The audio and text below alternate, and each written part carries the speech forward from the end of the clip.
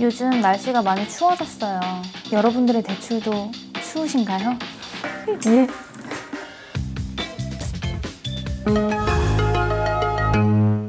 안녕하세요, 덕현입니다. 오늘은 제가 여러분들의 대출까지 따뜻해질 수 있는 좋은 정보 가지고 왔습니다. 바로 시작하겠습니다. 대출 잘 받는 방법 첫 번째, 주거래 은행만이 정답은 아니다. 직장인들한테는 급여 들어오는 통장, 사업자분들이라고 하면 가맹점 통장이라든지 메인으로 돈이 많이 들어오는 통장 정도가 주거래 통장이라고 할 수 있어요. 급여나 자금이 들어오면 그 돈 안에서 카드값이라든지 공과금 등등 자동이체가 많이 이루어지잖아요. 돈이 들어오고 나가고 전부 다 그 은행 안에서 이루어지는 거죠. 은행에서는 내 소득이 어느 정도인지, 소득 안에서 출금 패턴이 어떠한지, 금융거래 실적이 어떠한지 내 정보를 알 수 있어요. 연체나 다른 문제 없이 은행 거래를 활발하게 했다면 당연히 해당 은행 안에서 자체 내부 등급이 좋아지는 거죠. 대출을 받을 때는 이런 각 은행마다의 내부 등급이 매우 중요한데요. 우리도 쉽게 조회해볼 수 있는 국내 양대 신용평가사로 꼽히는 나이스 신용평가와 KCB가 있죠. 이걸 우리는 흔히 CB 등급이라고 표현합니다. CB 등급을 기반으로 은행마다 당사 거래 실적에 따라서 내부 등급이 산출돼요. 기본적으로 CB 등급이 좋아야 내부 등급에 선반영이 돼서 좋은 등급을 부여받을 수 있는데, 해당 은행 거래 실적이 없다면 CB 등급이 좋다고 해도 꼭 내부 등급이 좋아지지는 않습니다. 쉽게 말해서 CB 등급이 좋고 거래 실적도 많아야 은행 내부 등급을 좋게 받을 수 있는 거예요. 거래 실적이 없는 은행보다는 당연히 주거래 은행이 유리하겠죠? 실적에 따라서 내부 등급이 좋아지면 금리 우대라든지 한도 상향 같은 특혜도 보실 수 있어요. 아무런 거래가 없던 은행보다는 주거래에서 대출을 받을 때 은행이 나를 좀 더 신뢰할 수 있어서 좀 더 좋은 조건으로 대출을 해주는 거죠.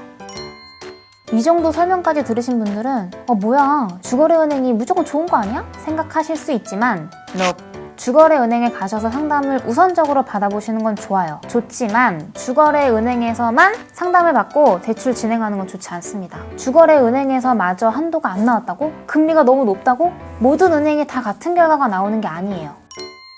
나는 집도 있고 근로소득자로서 4대 보험 가입이 되어 있는 직장에도 다녀요. 이런 경우에는 어느 은행을 가도 각 은행마다 취급하는 상품에 거의 다 해당이 되실 거예요. 하지만 반대로 집도 없고 4대 보험 가입도 안 돼 있는 일을 한다라고 하면 내 상황에 맞는 대출 상품이 뭐가 있는지부터 알아보는 게 먼저예요. 내가 받을 수 있는 상품이 어떤 게 있는지가 확인을 하고 그런 상품을 어느 금융사에서 취급하는지를 알아봐야죠.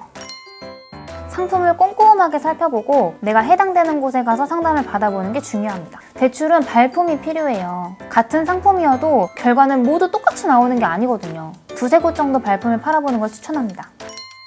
또 요즘은 은행 인터넷이나 어플 전용 상품이 따로 있어가지고 조건에 맞는 상품 찾아보시고 비교해보시는 게 좀 더 수월하실 거예요.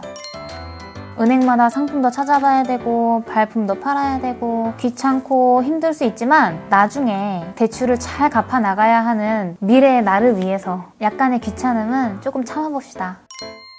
꿀팁! 내가 다니는 회사에서 어느 은행이랑 협력이 되어 있다든지 일정 기간 동안만 깜짝 프로모션을 한다든지 간호사나 경찰, 직업군인 등등 같은 특수 직종에 계신 분들은 나라에서 협약을 맺은 은행이 있을 수 있어요. 이런 경우는 꼭 확인해보시고 상담을 받아보세요. 대부분 이런 경우가 한도나 금리가 제일 잘 나와요. 너무 부럽네요.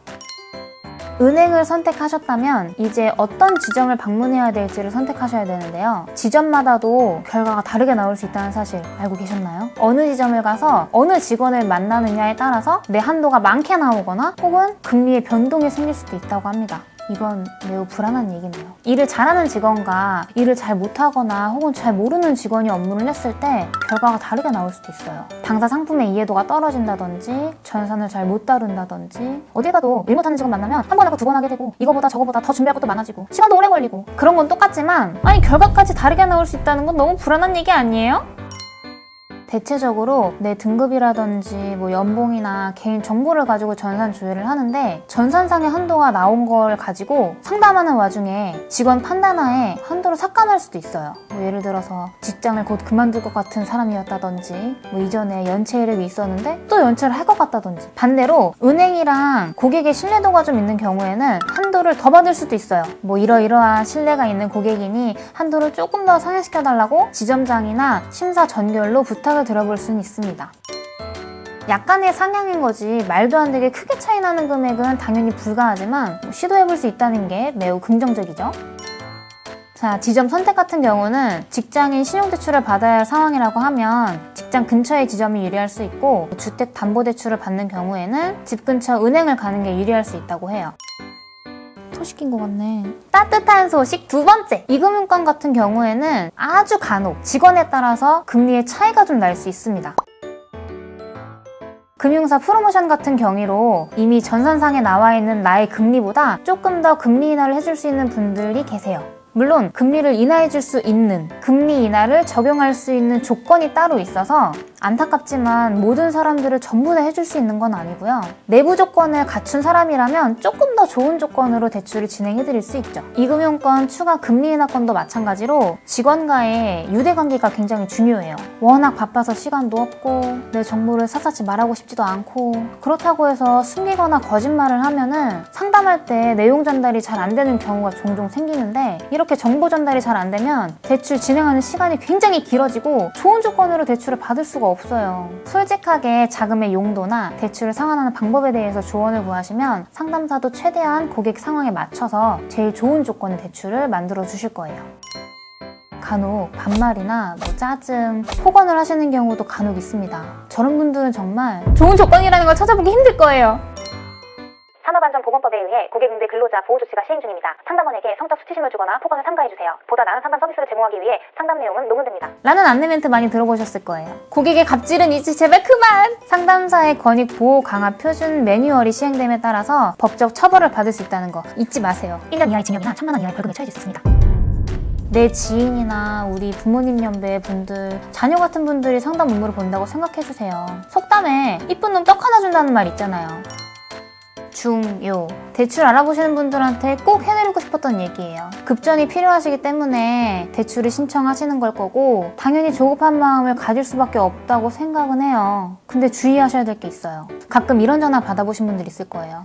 자금이 필요하신 분들한테는 최고 한도 5천, 최저금리 무조건 5%! 대출 가능한 상품이 있습니다, 고객님. 저금리로 대환 알아보시는 분들한테는 지금 쓰고 있는 고금리 대출 일부만이라도 3에서 5% 정도 대환해드릴게요. 이런 전화들 있죠? 이 절실하게 대출이 필요한 분들에게 오는 이런 전화들, 뭐든지 다 된다고 하는 이런 현혹성 멘트 전화 100% 보이스피싱이에요. 이렇게 저금리로 다 대환하고 대출 한도 펑펑 나오면 이 세상에 누가 고금리를 쓰고 누가 한동안 안 나와서 골머리 썼겠어요. 모르는 사람에게 먼저 걸려온 전화, 문자는 반드시 조심하시고 가벼운 의심부터라도 가져보세요. 혹시나 내가 지금 보이스피싱 당하고 있는 것 같은 느낌이 들 때는 내가 지금 쓰고 있는 이 핸드폰 말고 다른 전화기 있죠? 다른 전화기로 여기에 전화해서 상담 꼭 받아보세요. 댓글에 첨부해 놓을게요. 오늘은 아주 사소하지만 꼭 도움이 될 만한 정보를 알려드렸는데요. 대출을 최대한 삼가하는 게 맞긴 하겠지만 어디 세상살이가 마음처럼 되겠습니까? 대출은 잘 쓰면 약이고 잘못 쓰면 독이에요. 모든 대출은 절대 뚝딱 하고 나오지 않습니다. 귀찮아도 자꾸 알아봐야 되고 많이 알아볼수록 좋은 조건의 대출을 받아보실 수 있어요.